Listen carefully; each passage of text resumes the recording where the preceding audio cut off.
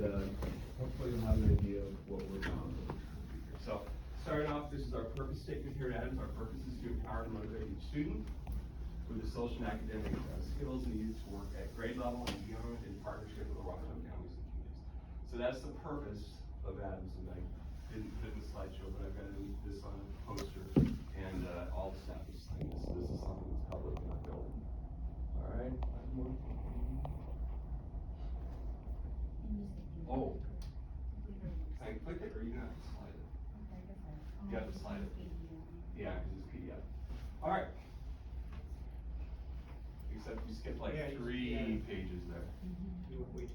Yeah. The next page is our goals, and we have 4 goals at Adams.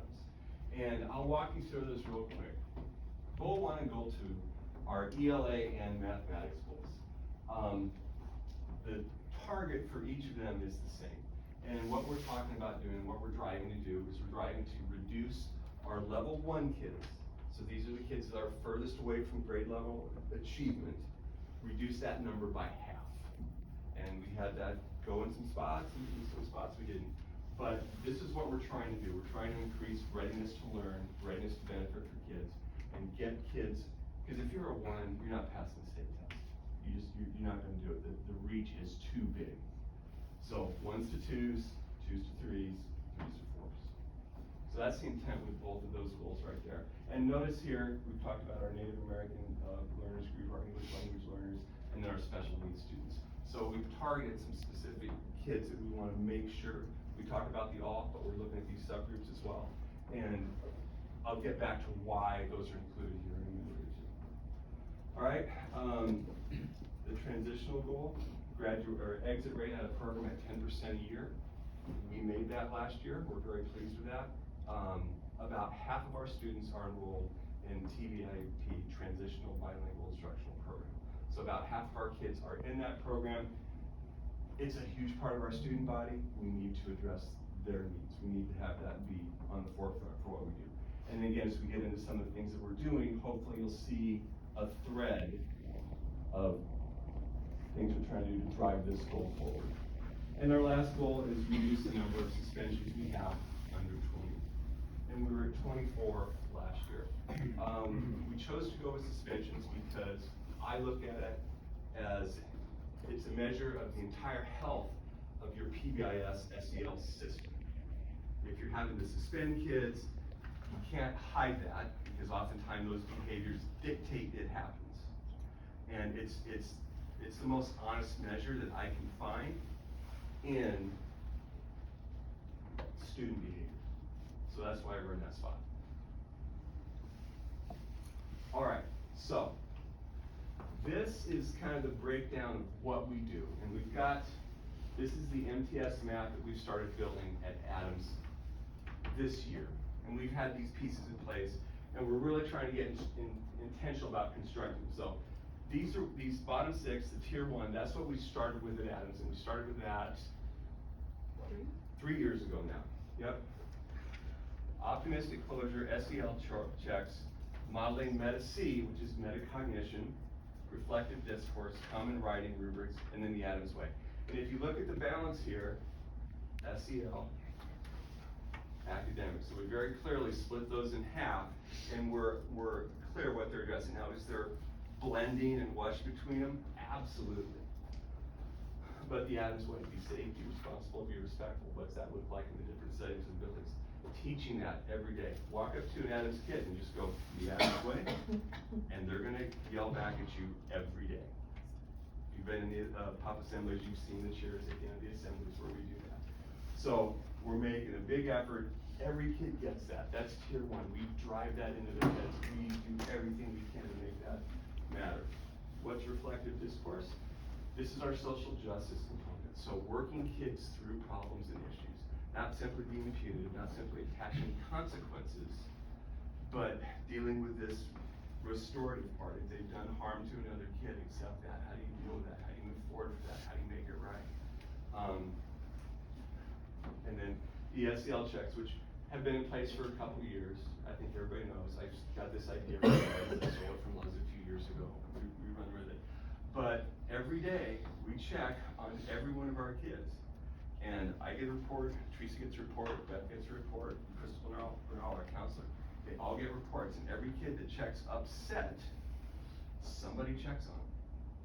What's going on?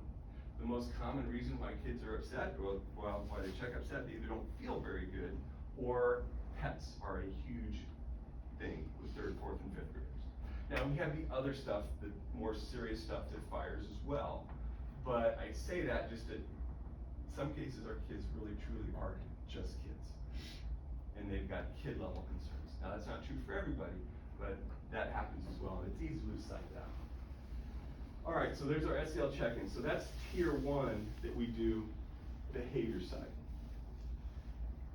Optimistic closure. I'm going to talk through it. This link should work, but I'm a little nervous to hit it right now. So I'm going to go through these first. If you want to pop some of these links open. But optimistic closure is basically a chance for students to reflect and verbalize what's happening during their day. And it's a chance for them to use voice. Well, why would we include optimistic closure, talking to your partner, voice? Remember we said half of our kids are in the bilingual program, right? So we need to do what? We need to develop the language. So this is an opportunity for them to be speaking. You need to speak, you need to learn this before it gets to the writing portion, right? So we included that.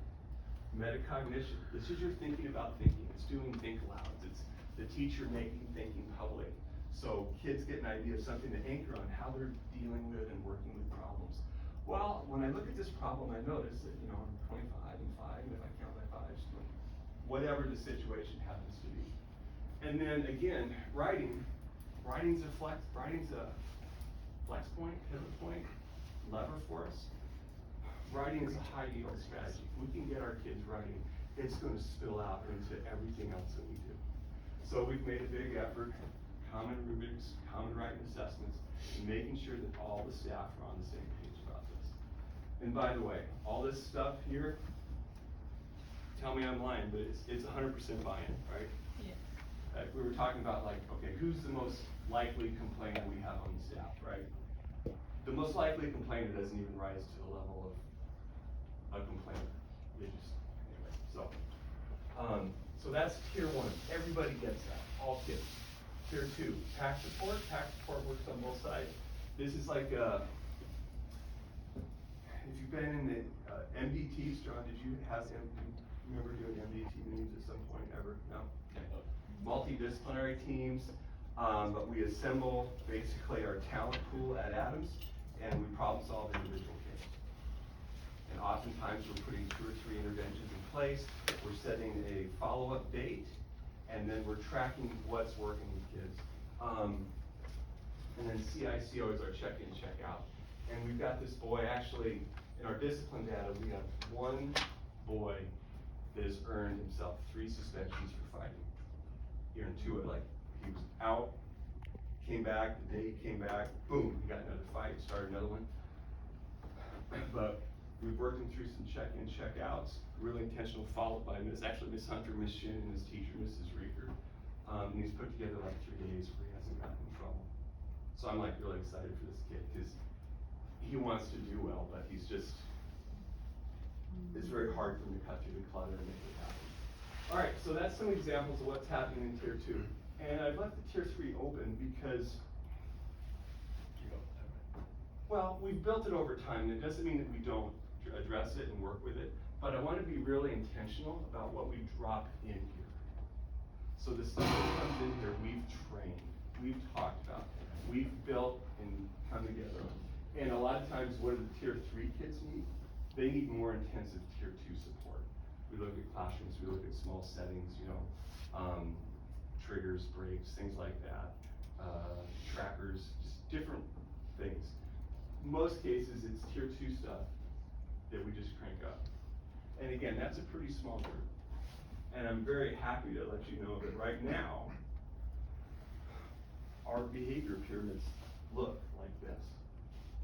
So we don't have a bunch of kids that are just going bonkers everywhere. We're still having to work. We have work to do to get them, where we need them to be. But the office is usually pretty calm. A lot of days it'll blow out, but it's pretty calm. All right, I'll be happy to answer questions on any of this stuff you want, but let's just slide up and let me roll through everything else here. All right, these are some things that are specifically included in the school improvement plan. PLC +1 professional development, I included an agenda on this, but what this is the building level teams going back and working through the Galileo data, which is our 3 big benchmarks. What's the data tell us, and we're action planning on that. So it's about a 15,000 foot view of 30,000 is just district mile high. It's not quite low, but they're actually gonna work on it kid by kid, so it'll drive down, but that's one of our activities. And we have to fund some of that outside hours, so it takes some of our school improvement dollars that we get for school improvement, we spend it there. The PBS team and our PBS meetings, that's another thing, because it's really important. And I want that team to make sure that they meet regularly. We don't get lazy on that. So it's something that we kind of fund outside the day. And then the biggest thing that we've done is our MTS retreats and startups, which is really some intense days of discussions about what's the pathway for Adams. What do we do? How do we move forward? The absolute worst conversation to have is what do we do that gets in the way? Because when you're in that with your colleagues and you're all working as peers, I'm not the boss, I'm trying to move the building forward. But a lot of my decisions and things, what gets in the way, well, I have to be ready to answer that for myself first. And I think it's useful for us, but it's also really kind of miserable at the same time. All right, so back to our pyramid, slide up. All right, so here's some of the goal data that we've worked on. You saw this slide last year. Here's where we're at starting this year. Just, the goal was to take these and shorten them up. Third grade math actually performed very well coming in the door. That's a little bit of improvement. 31, 29, 31.8.